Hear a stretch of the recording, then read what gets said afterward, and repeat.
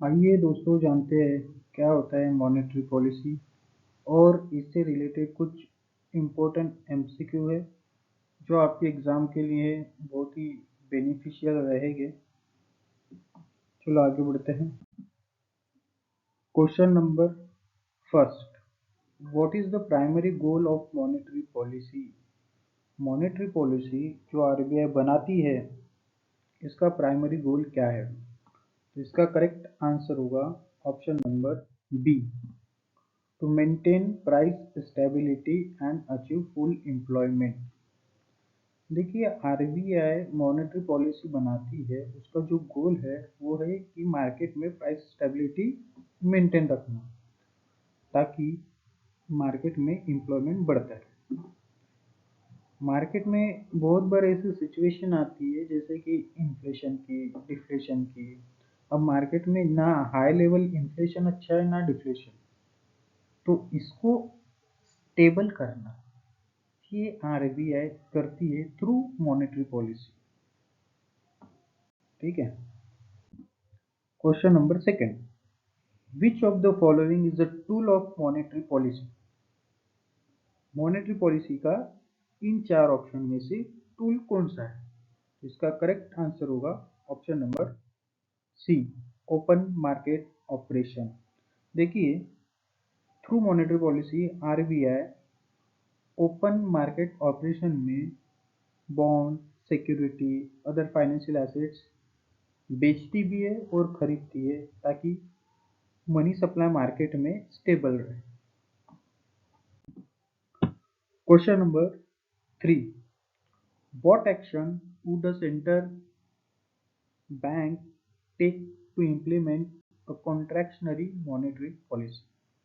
इसका correct answer होगा option number D, sell government securities in the open market. देखिए, contractionary policy मतलब क्या होता है? मार्केट में जो मनी सप्लाई ऑलरेडी बढ़ा हुआ है उसको कम करना। अब अगर मार्केट में मनी सप्लाई ज़्यादा बढ़ा है मतलब लोगों के पास ज़्यादा पैसा है, उसको आरबीआई कम करना चाहती है। तो आरबीआई जो गवर्नमेंट सिक्योरिटी है या कोई भी ऐसे बॉन्ड्स हो गया, अदर फाइनेंशियल एसेट्स हो गई, तो वो बेचती है। बेचने के बाद पब्लिक उसको खरीदती है, तो पब्लिक का पैसा आता है आरबीआई के पास। तो जो मार्केट में जो ज़्यादा मनी सप्लाई हुआ था वो कम हो जाता है। ठीक है, इसको बोलते हैं कॉन्ट्रैक्शनरी मॉनेटरी पॉलिसी, यानी मनी सप्लाई को कम करना। यह है उसका ही उल्टा, what is expansionary monetary policy, है ना। Expansionary monetary policy is design to, इसमें जो करेक्ट आंसर होगा वो होगा ऑप्शन नंबर सॉरी, मार्केट में पैसा बढ़ाने के लिए आरबीआई को पैसा देना पड़ेगा पब्लिक को थ्रू सिक्योरिटी परचेज करके। अगर आरबीआई सिक्योरिटी या बॉन्ड परचेज करती है तो आरबीआई का पैसा जाएगा मार्केट में, जिसकी वजह से मार्केट में मनी सप्लाई बढ़ेगा। इसको ही कहते हैं expansionary monetary policy.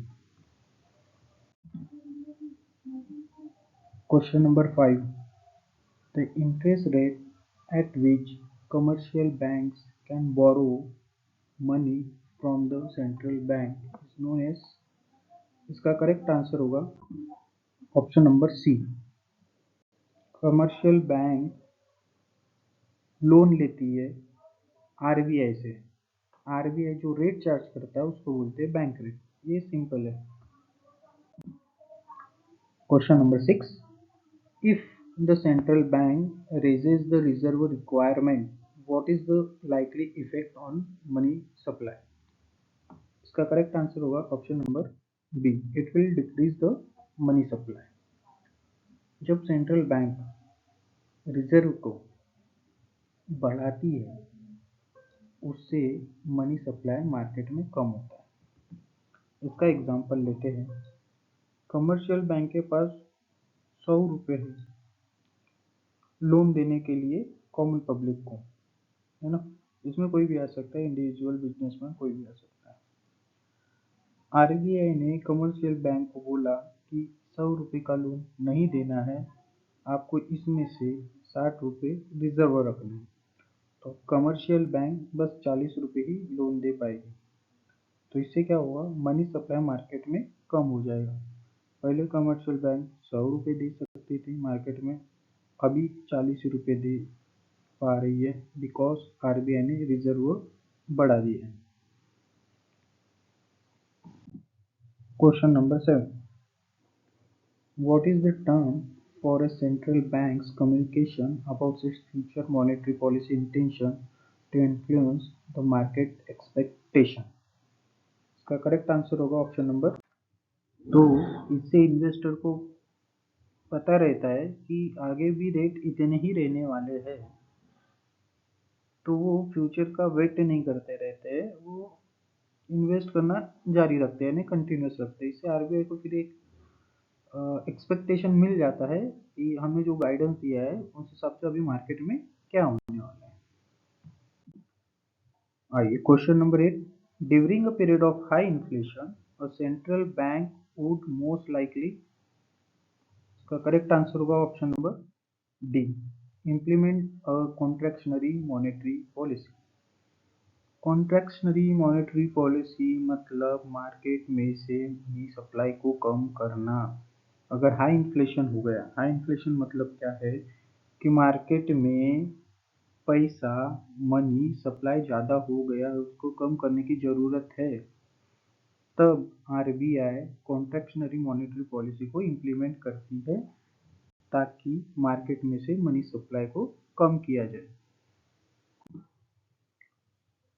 Question number 9, quantitative easing is an unconventional monetary policy tool that involves, इसका करेक्ट आंसर होगा option number C, the central bank purchasing a large volume of government bond and other assets.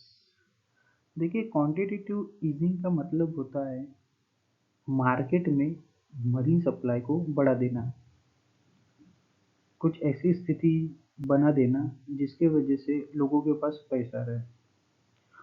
तो money supply बढ़ाने के लिए RBI क्या करती है, जो भी गवर्नमेंट बॉन्ड्स है या अदर फाइनेंशियल एसेट है उसको परचेस करती है।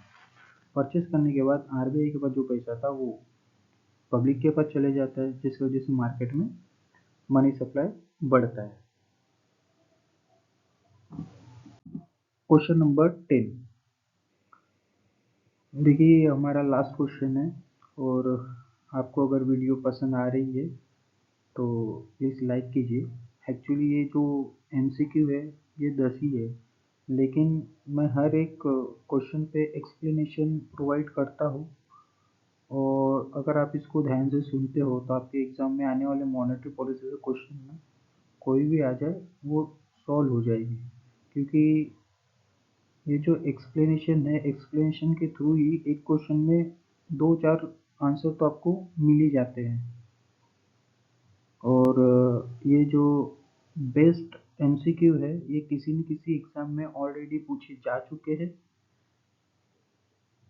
तो ये आपके लिए बहुत बेनिफिशियल है। आइए अब ये लास्ट क्वेश्चन करते हैं।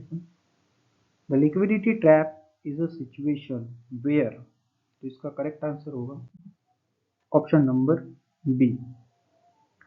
देखिए, ये जब भी मैं क्वेश्चन पढ़ता हूँ ना, तो मेरे पहले भी आप एक बार पढ़ लिया करें और थोड़ा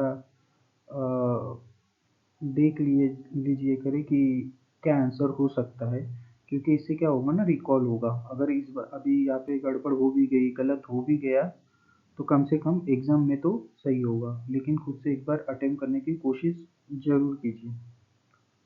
देखिए, लिक्विडिटी ट्रैप क्या होता है, एक मार्केट में एक ऐसी सिचुएशन आ जाती है जहाँ लोगों के पास पैसा रहता है, लेकिन वो इन्वेस्ट नहीं करते या खर्चा नहीं करते। वो किसी फ्यूचर में इन्वेस्ट करेंगे ऐसा सोच के पैसा अपने पास ही रखते हैं, जिसकी वजह से मार्केट में मनी सप्लाई नहीं होता है ना। इसलिए आरबीआई जो इंटरेस्ट रेट्स है ना वो कम कर देती है ताकि इकोनॉमी की जो एक्टिविटी है वो बढ़े। लेकिन फिर भी लोग लोन नहीं लेते हैं कमर्शियल बैंक से, और ऑलरेडी उनके पास जो पैसा है वो भी कहीं इन्वेस्ट नहीं करते, जिसके वजह से एक लिक्विडिटी ट्रैप मार्केट में बनता है। तो ये थे हमारे top 10 best MCQ on monetary policy. अगर आपको ये वीडियो अच्छा लगा हो तो प्लीज़ सब्सक्राइब कीजिए, और आगे भी अपने दोस्तों में या अपने फैमिली मेम्बर को रिकमेंड कीजिए कि वो ये वीडियो देखे।